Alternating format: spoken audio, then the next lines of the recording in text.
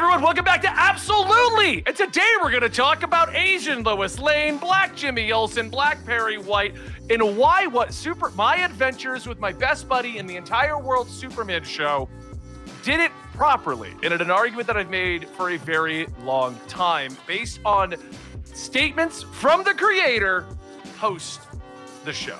Did I say it all right? Sure. Yeah, I think Close enough. I don't think there's any comment warriors getting ready to take you down just yet. Just I think you're doing well so far. Okay, so my adventures with my friend Superman came out.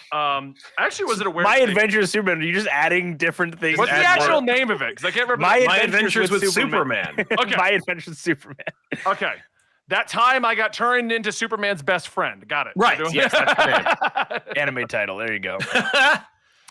Okay, so when the show came out, I actually wasn't aware that they had race swapped Lois. I knew the voice actor was Asian, but I didn't take that as to like. They did it. The way they drew her was like anime version of Asian, which is very much just looks like American. You know, with Yeah. I didn't make that connection till the general showed up, which was later referenced as being General Lane, and he looks more Asian. Like, and I was like, oh well, Lois and Jimmy from the get-go. Pretty obvious that Jimmy was black right at the beginning. Yes. Same thing with Perry White. I did hear the usual anti-anything that isn't white crowd, but I didn't hear much else. Now the new norm. Like anytime anything comes up, you're going to have to, like it used to be, like literally 25, 30 years ago, things would just change and people would go, Hollywood. And that would be the end of it. Like there would be almost no reaction. Yeah. Now you have to expect a reaction to every single thing you've ever put out. Like if you put out media, you're going to get like, oh, there's going to be a subset. If there's going to be an audience, a subset's going to go, I hate this. Mm-hmm. Yeah. As opposed to, that's not for me. I'm not even going to look at it. Like, I don't need a contingent of, we didn't have a contingent of like white 40-year-old men who are weighing on the latest episode of the Powerpuff Girls, except to say that it was rad. True. Yeah, it's quite a shift these days. I think I maybe caught one thing initially, but this isn't the first time Jimmy Olsen's been black. But Jimmy Olsen was black on Supergirl. Which is why I don't think it blew up as big as some of the race swaps. Yeah.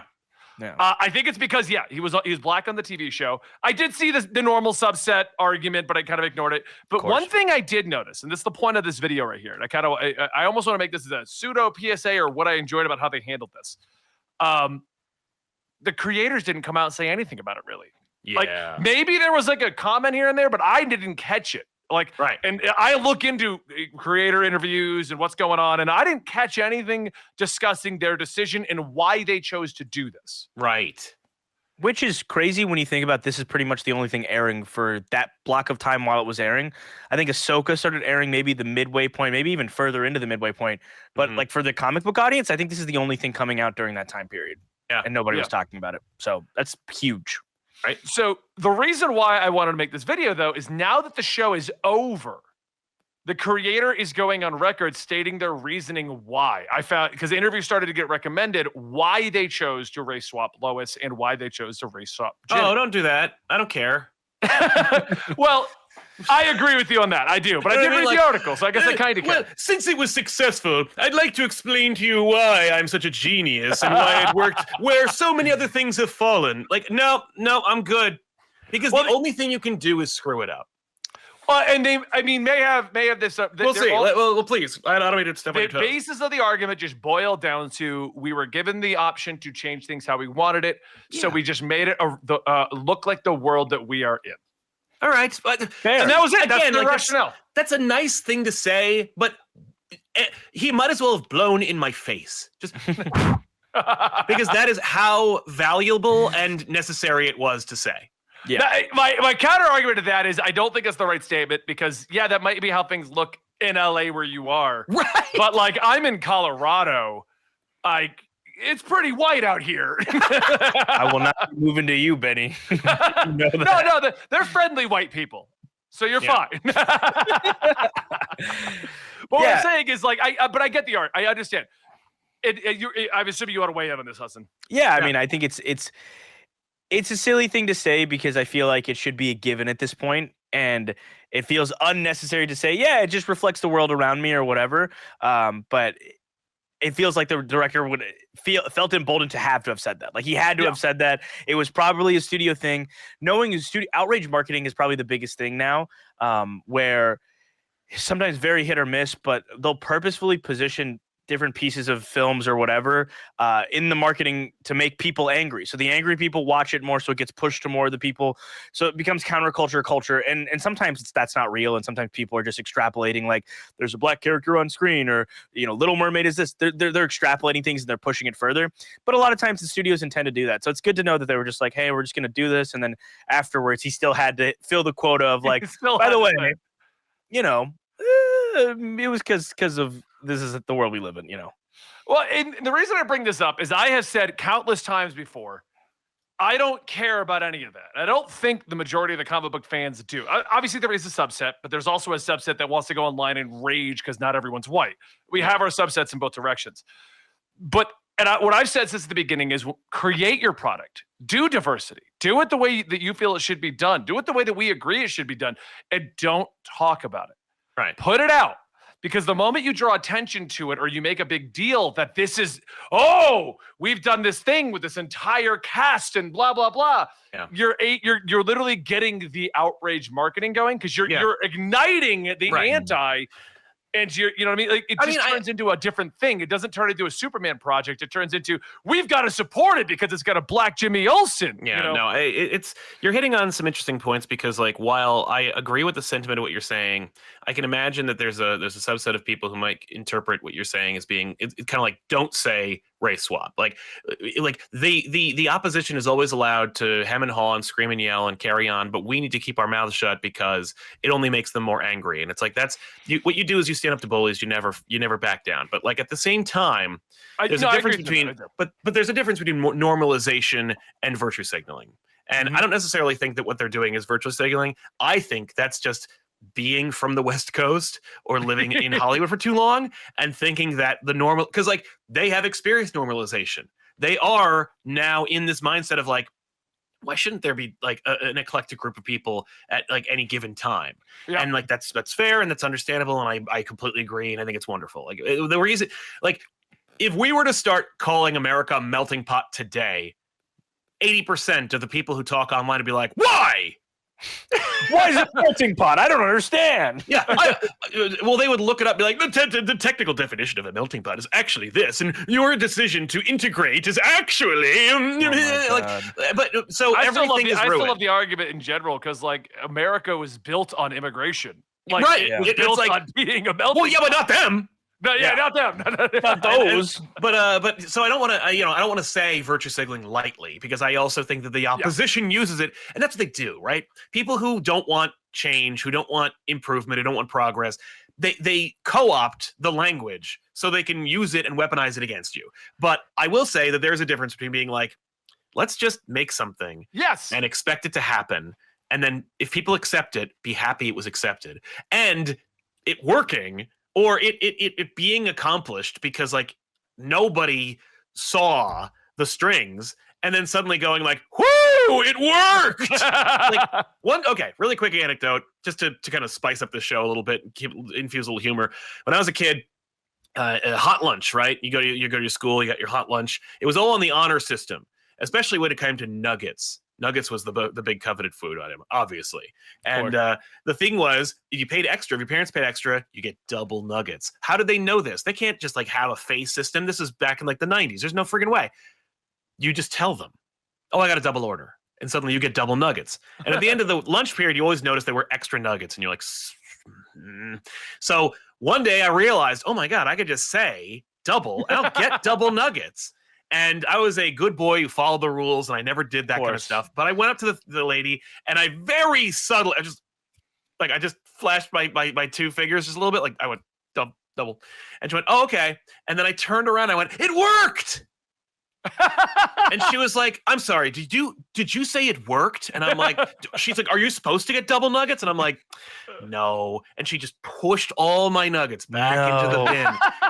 That's what that's like. Where it's Yeah. like, here's an Asian Lois, here's a black Jimmy Olsen. I think he's also gay. It's like, it's like there's a lot of Is different he? moving factors. Is he gay? I don't know. I don't know. I watched I the don't first episode think and they I'm like, explore his sexuality in that. I don't think they don't. They will yeah, next season, I'm sure. Yeah, like, they will next season. They have you know, Lois in a kimono in an episode. Just went over my head. I just remembered this just now. Yeah, you It's remember funny, I that? didn't even think That about is that. when I realized, and that's That- when I was like, oh wait. I literally just thought she wants to wear like people do that now. People just wear like I was at Target the other day and I saw a woman in a kimono and she was just like a white lady. Yeah. like, getting Nutella in her cart, wearing a Getting kimono, doing But, her thing. but like you just you do Our it. chat would like to inform you that it's not a kimono; it is a Korean outfit. Oh, okay, cool. Good to know. Is she she's Korean. She's Okay. Korean Maybe in that, yeah. Well, in Oh, any that's case, super cool. but like, yeah, and then pulling it off and then going like, "Whoo, it worked, everybody! We tricked them!" Like, because that's what you're basically saying to your audience is like, "We tricked you into Yeah. accepting progress." Man, like, what are you doing? Like, just be happy the show was I see- universally accepted. Yeah. I see both ends of this, right? Because I Right. can actually see where it's That's like, why I wanted to let's hear just that. Otherwise, get a it's win. just two white guys talking about Right, it. let's get a Right. win. right. No, I can see just let's just get a win. Let's just get a win and not talk about it. But then there's the other end of it where if things aren't celebrated, history will not remember the importance of them, which sucks. But it ends up being that like this has never happened before. In 10 years, they'll do another Asian Lois and another black Jimmy, or a black Lois and an Asian Jimmy, and then they'll say that this is and they'll go the outrage marketing aspect of it. The first time they've not been white. But then you'll entirely miss out on that My Adventures with Superman did it before, which seems silly. And like, we don't need to get recognition for everything, but there is a level of like, there's sitcoms coming out now that will be marketed as the big, like the first all black cast of this and that. And it's like, dude, the Fresh Prince of Bel-Air existed. Right. I know because I watched every goddamn episode and I loved it. Family Matters existed. Black sitcoms were more often on in my house than white sitcoms. We put up with Full House to get to Fresh Prince on Nick at Night or whatever. We even watched George Lopez. Like there wasn't. I liked George Lopez. I liked it at the time too. I go back. It's the least funny of the bunch. But it's weird that now you're getting these like announcements of this is the thing, and it's back then they didn't announce it. Back then they weren't like, hey, this is Will Smith, young actor, rapper, is pioneering the very first show about an all-black cast and an upper-class black family with money where the dad's lawyer and this and that. But now they would do that. So It's it the is, Cosby Show. yeah. We can't talk about the Well, Cosby Show. that's actually what I want to talk about. That's where I wanted to bring this discussion because I like I get what you're saying, Sal. Like, I did it, we succeeded. And Yeah. I get that. And I understand the argument counter to that. Yeah. But I wanted to bring it up because, so what people don't realize is, I'm trying to think how to word this and I don't get pulled out of context and put into a Twitter argument. Pull it out of context regardless, guys. I need Okay. those clips. So the argument, what I want to say is exactly what you're talking about, Hassan. What I'm honestly a little tired of getting is emails that are prefaced before telling me what they want to promote. Is we have an all black cast, we have an all Asian cast, we have an all women led this or whatever. People for a long time tried to use that as a marketing tagline, as you're saying, with like all black cast at a TV show. Fresh Prince came out back in the 90s, guys. You know, Yeah.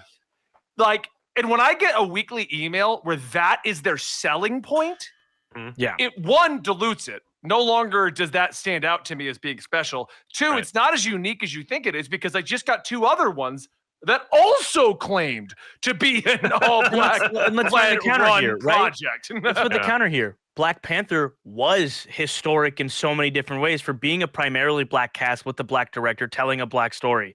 Entirely different. Crazy Rich Asians did the same thing. Shang-Chi on a lesser level did the same thing. Primarily Asian, primarily black cast. But right? not every There's- single one of them can be, we are the first, you're not. Exactly. It's the ability of like transcending that in society. And the biggest issue, it's not the people who are saying that, it's why they're saying it. They're saying it because they have felt marginalized, underappreciated, undergiven both roles in societies, especially in acting. Like you'll watch, like there's this girl on TikTok who is a Disney Channel actress, and she's Asian. Her name is Piper. I aged out of Disney before she was on Disney, but I knew her. Like I'd seen her on the thing before, like on billboards or whatever. And she actually just made a video recently where someone commented, "You ever notice you were always the smart girl in every TV show you were in? You always had like this thing." Like they gave her like very, very Asian stereotype roles. Yeah, it was like lots of stereotypes. She was the math girl. She loved school. Like that was her thing. And she said that there was a movement towards the tail end of her time at Disney where she was being pitched roles up against Dove Cameron, who is white, blonde hair, blue eyes, like very stereotypical pretty. And they were finally being pitched for the same shows, but didn't happen until the very end of her run. And even though she was being pitched for those roles, they actually did end up going with all the white casts for most of those roles. She didn't air out every single one, but she brought up Dove Cameron, which is very, very interesting. So I understand not wanting to talk about it because it does seem silly of like, it's an all white, it's an all Asian thing. I also understand wanting to be celebratory of it from the perspective of the marginalized people, because up until this point, Hollywood still it's just real struggling to acknowledge just the bare existence of people. And so it's like, American society as a whole, it ends up being like a very big, angry conversation of like, everybody's here and everybody loves everybody. And it's like, well, I don't agree with that. Everybody's here and we're putting up with that, okay? This is our society or whatever. Right, yeah. And that's not everybody. That's the ridiculous, angry, loud people. And just I want to say it's a minority too. Like I want to say that like it's just loud. Yeah. Well, I mean, I like seeing all these different things. I like to see diversity. I like different cultures. I mean, if you look at a lot of the stuff we do here at the show, I like to research a lot of stuff like a lot of my favorite shows were black. Yeah, I mean, all of them were. No, but what they were the best shows. The problem I run into when they do things like this, a great example is, I can't remember the name of the movie, but it had Cameron Diaz in it, and it was supposed to be the female-led, all-female Hangover. And then there was also the all-female-led Ghostbusters. It was going to be like the first female-led. The problem is when you try to bill yourself as being, we are the female-led this, we're the all-black cast this, we're this, and then you don't do well. Right. The wrong crowd takes that as, oh, well, you know why female-led superhero Ghostbusters failed? Because ladies aren't funny. That's what they turn it into. Dude, I have the exact foil of that. This is a terrible franchise, but lots of people in the early 2000s will know it. American Pie. Truly a landmark franchise in the raunchy American early 2000s comedy. A big deal in the department of people before the internet needed something to look at that was nudity, honestly. And they had American Pie DVDs at Blockbuster, so you could just get them. Yeah. Super, super prominent franchise. Had a couple sequels. Had essentially reboots that were just like future schools, and they had the American Pie. If you know it, you know it. If you don't worry about it. Don't even look it up. It's weird. They did another American Pie for the modern age, and it was female-led. And it did do very poorly. But here's why it did poorly. Those movies are specifically degenerate in every single way. The nudity is excessive. The sexual explicit language and stuff is excessive. It's very intentional in how it is that. When they did the female version, they dialed all of the nudity, the expletives, all that back. They didn't shift it to being more male nudity or whatever. They just dialed it all back, and none of it was in it. So it ends up being like a PG-13 silly little sex comedy. That's not anything. Yeah, which is still I thought it was funny enough, and it was interesting because Madison Pettis is in it, and she's my age, but she was in all the movies when I was a kid as a little kid. So in my brain, she's a child, and I was like, "Why are you the lead of this movie? What's happening? This is terrifying and upsetting." But yeah, there was like that. It was people were like, "Oh, it failed because now American Pie is about women." No, it failed because now American Pie seems to lack what made it do really well, but also it's an overdone franchise, so it was going to fail regardless. And to bring this whole discussion around so we can kind of close it up, that's why I wanted to talk about this, because I liked what they did with Superman. They just did it. Yeah. And at the ending, they're like, okay, now we're going to talk about it. Here's my pat on my back. I chose to do it this way because our chat brought up another one that the marketing really didn't lean too hard into it, Barbie. The marketing leaned into, it's just a Barbie movie about dolls. Right, like, what'd you expect? There's going to be a lot of chicks in it. Like, have you guys gotten to see Barbie yet? I finally saw it this weekend. Okay. Yay! Incredible. I mean, like a truly landmark film in its marketing, because its marketing material is just people having fun and being silly. Yeah. That's its whole marketing budget. It's actually little to no scenes from the movie, which is crazy. It's literally, because Natalie and I were watching it, we just watched it, so we also watched the trailers again. It's the scenes from the trailer are all the first 10 minutes of the movie. I love it. We had no idea the direction that movie was going. No, I had no idea. That's like on my new red flags list. If somebody doesn't like Barbie, I'm like, now I'm listening to whatever else you're saying, and I guarantee other flags will abound from that. You know what, Hudson? Movies aren't your cup of tea. I didn't like Barbie. Oh, Ben. This is in line with everything else I know about you. I actually love Barbie, but Barbie's another great example of once it came out, then it was like, no, yeah. it's a feminist movie. It's all about women's rights. It's all about all these. It's not even about women's rights. It's about the female experience in the world. And I think it's like this beautifully told story of like, it was funny because But what I'm saying is they're not promoting it as that. No, they're not. They're promoting it as a Barbie movie, and then a Barbie movie with Ryan Gosling and Will Ferrell. Have fun. Yeah, that's an incredible film, and I agree. Like it's fun when there's more less in your face kind of statements of representation. Phineas and Ferb is coming back as a show right now. It's a very big, long-running animated series that has been ended years ago. They decided they're going to do another season of it.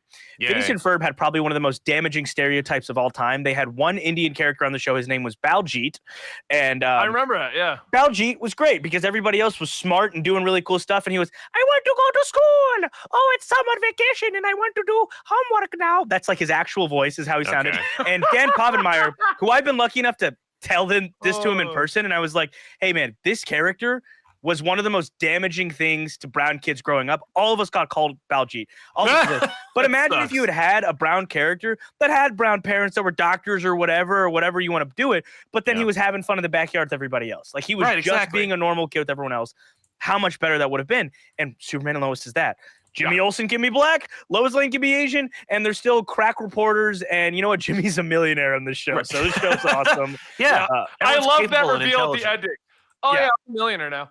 I sold my YouTube channel for $5 million. It's literally 2 months old. Imagine, Ben. But, all right, I'm going to bring this to a close because we do have other shows to fill today. We've been talking about this for 20 minutes. I think we got the point across. My point is, we shouldn't.